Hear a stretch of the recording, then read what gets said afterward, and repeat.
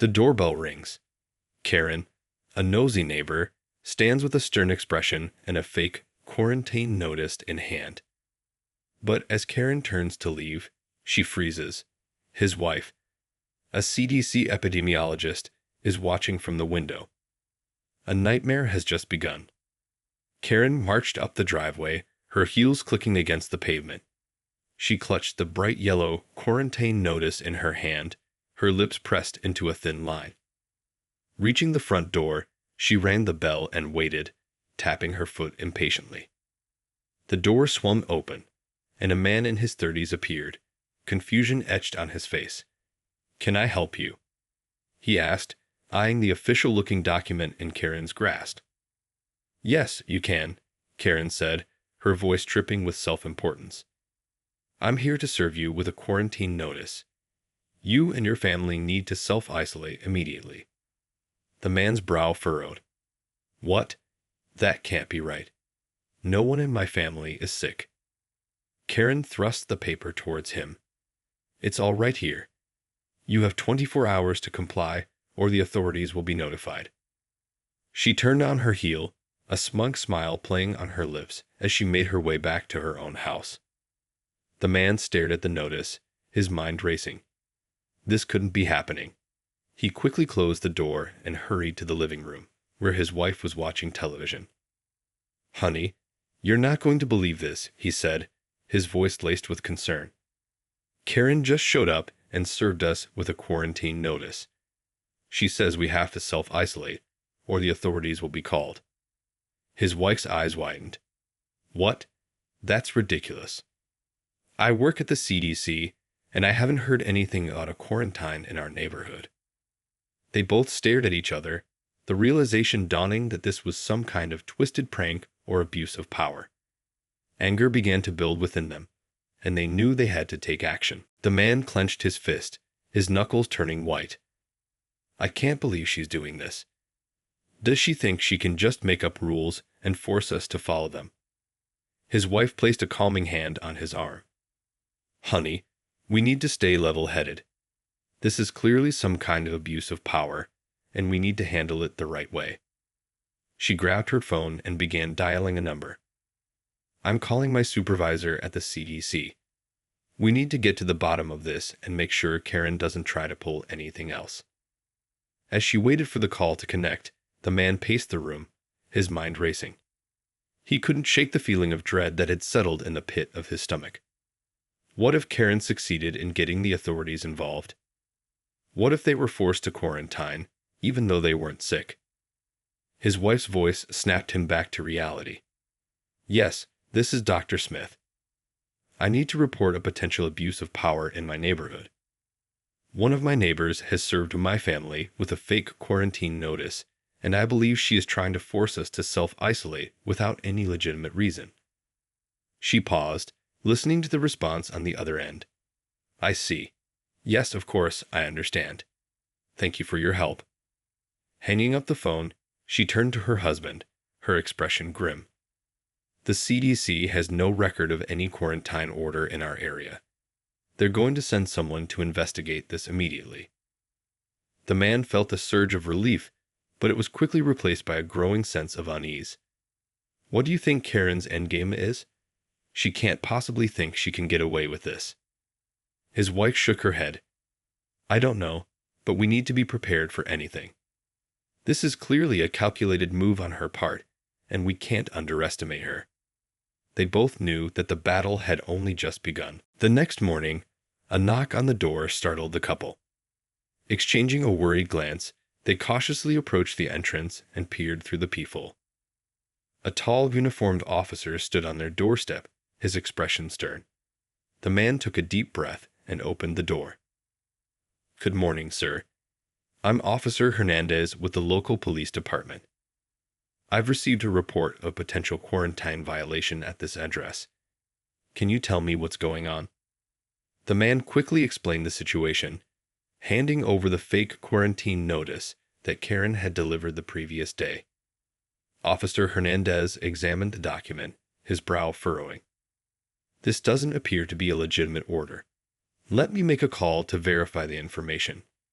He stepped back and dialed a number on his radio. After a brief conversation, he returned to the couple, his expression now one of concern. "I've confirmed with the local health department that there is no quarantine in effect for your neighborhood. This appears to be an abuse of power by one of your neighbors." The man and his wife exchanged a relieved glance, but the relief was short-lived as Officer Hernandez continued. "However, I'd also been informed that your neighbor, Karen, has filed a formal complaint with the health department, alleging that you and your family are violating quarantine protocols. They're sending an inspector to your home to investigate the matter further." The man felt his stomach drop. "What? But that's completely false. We've done nothing wrong." Officer Hernandez held up a hand. "I understand your frustration, sir. The best thing you can do now is cooperate fully with the inspector when they arrive. Trying to obstruct the investigation will only make things worse." The couple nodded, their hearts sinking. They knew they were about to be embroiled in a battle with a neighbor who was clearly determined to make their lives a living hell. The sound of a car pulling up outside their home sent a chill down the couple's spines. They watched through the window as a woman in a white coat and clipper approached their front door. Taking a deep breath, the man opened the door and greeted the health inspector. "Good morning. I'm afraid there's been a misunderstanding. My wife works at the CDC, and we've been informed that there is no quarantine order in our neighborhood." The inspector nodded, her expression unreadable. "I'm aware of the situation, sir. I've been instructed to conduct a thorough inspection of your home and ensure that you and your family are following proper protocols."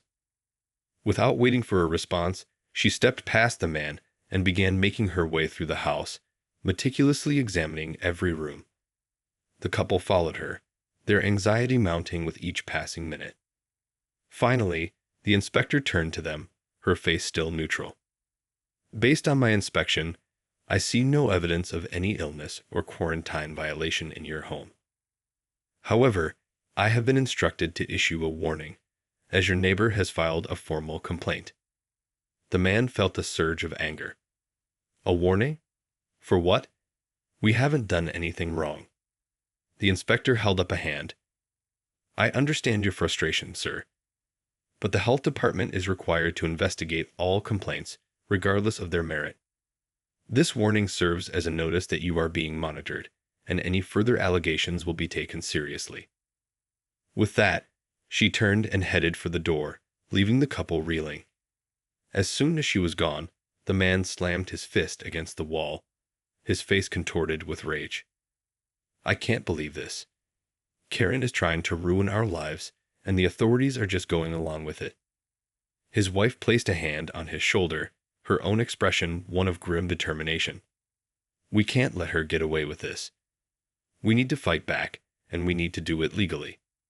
The man nodded, his mind already racing with a plan. Over the next few days, the couple spent hours poring over legal documents and making phone calls, determined to find a way to stop Karen's relentless harassment. Finally, they decided to take legal action. The man placed a call to a local attorney, explaining the situation in detail. "This is a clear case of abuse of power and defamation," the lawyer said, his voice grave.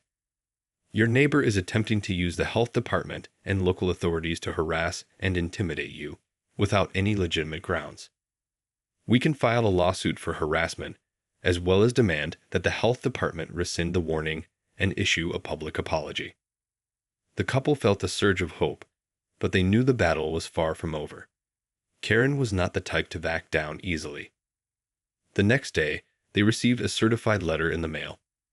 It was a cease and desist order from Karen's lawyer, demanding that they stop spreading false information about her and her actions. "The nerve of her," the man exclaimed, crumpling the letter in his hand. "She's the one who's been lying and abusing her power, and now she's trying to silence us." His wife placed a hand on his arm, her eyes narrowed. "Let's not give her the satisfaction of getting a reaction. We need to stay focused and let our lawyer handle this." They promptly forwarded the cease and desist order to their own attorney, who wasted no time in drafting a scathing response. The gloves were off, and the battle lines had been drawn. Over the next few weeks, the war of legal maneuvers escalated, with both sides firing off strongly worded letters and demands. The couple felt like they were trapped in a never-ending nightmare, but they refused to back down. The breaking point came when the couple received a visit from the local health department. This time, the inspector was accompanied by a police officer. "We've received another complaint from your neighbor, Karen," the inspector said, her expression grave. "She's alleging that you've been violating the terms of the quarantine warning and putting the community at risk." The man felt his blood boil. "That's an outright lie. We've done nothing wrong, and there is no quarantine in effect." The police officer raised a hand, his tone stern. "Sir, I understand your frustration, but we're required to investigate all formal complaints. If you refuse to cooperate, we may have to take further action." The couple looked at each other, their faces etched with despair. They knew that fighting this battle in the court of public opinion was becoming increasingly difficult. Reluctantly, they allowed the inspector and officer to enter their home and conduct a thorough inspection. Once again, the inspector found no evidence of any wrongdoing, but she still insisted on issuing a second warning. As the couple watched the authorities leave, they felt a sense of helplessness wash over them. Karen had managed to turn the system against them, and they were running out of options. "We can't let her win," the man said, his voice trembling with emotion. "We have to find a way to expose her and make her accountable for her actions." His wife nodded, her eyes steely with determination. "I agree, but we need to be careful. This is clearly a battle she's willing to fight to the bitter end." They knew that their next move had to be a decisive one, but they also knew that they were up against a formidable opponent who seemed to have the backing of the local authorities. In a final act of desperation, the couple decided to take their case to the media. They reached out to a local news station, sharing their story and the evidence they had gathered over the past weeks. The reporter was immediately intrigued, sensing the potential for a juicy story. She agreed to do a full investigation, vowing to get to the bottom of the matter. Over the next few days, the reporter conducted interviews with the couple, Karen, and the various officials involved. She dug deeper, uncovering evidence that Karen had a history of similar behavior in the neighborhood, and that the local authorities had been turning a blind eye to her abuses. Finally, the story aired, and the community was outraged. The public backlash against Karen was swift and fierce, with many residents coming forward to share their own experiences of her harassment and bullying. The local health department was forced to issue a public apology, acknowledging that the warnings they had issued were unfounded, and that they had been misled by Karen's false complaints. Meanwhile, Karen found herself the target of a barrage of legal actions, including a lawsuit from the couple for defamation and harassment. The once powerful Karen had been brought down, her reputation and credibility shattered. As the couple watched the news coverage, they felt a sense of relief and satisfaction. Justice had been served, and they had emerged victorious from a battle that had threatened to consume them. "It's over," the man said, his voice barely above a whisper. "We can finally move on with our lives." His wife nodded, a small smile playing on her lips. "Yes, and we've shown that even the most powerful Karens can be taken down when you have the courage to fight back." In the aftermath of the media expose, Karen's life unraveled. The lawsuit filed by the couple was a devastating blow, and she found herself facing mounting legal fees and a tarnished reputation. Her neighbors, once cowed by her domineering presence, now openly mocked and shunned her. The local authorities, embarrassed by their complicity in her abuse of power, distanced themselves from her and issued strict guidelines to prevent similar incidents in the future. Karen, once the self-appointed queen of the neighborhood, found herself isolated and ostracized. Her attempts to regain her former influence were met with derision and scorn, as the community had rallied around the couple she had so viciously targeted. The couple, meanwhile, found a newfound sense of unity and purpose. They had weathered the storm and emerged stronger for it, their faith in the system and in each other restored. They became outspoken advocates for reform, using their experience to inspire others to stand up to abuses of power and to demand accountability from their local authorities. Their story became a rallying cry for communities across the country, a testament to the power of perseverance and the courage to fight back.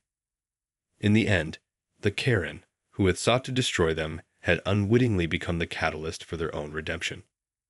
The couple's triumph was not just a personal one, but a victory for all those who had suffered under the tyranny of entitled, self-righteous individuals who sought to abuse their power and undermine the very fabric of their communities.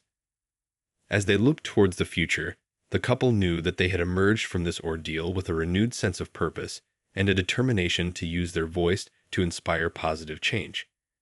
The battle may have been won, but the war against the Karens of the world was far from over.